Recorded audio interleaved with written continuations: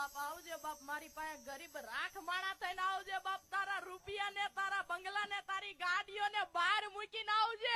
અને જો કદાચ 72 પેટી હુંદી જો ખમા ન કહું ને બાપ એ તેથી તો બાપા મેલડી ગાંડું ધરમ કહો માં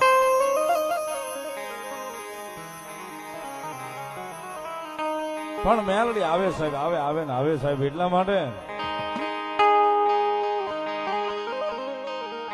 મારા જીવનની દોર મારી મેલડી અણમોલ મારા સાથે મારી મેલડી નો વાગ છે ઓ મારા જીવતર નો યાદ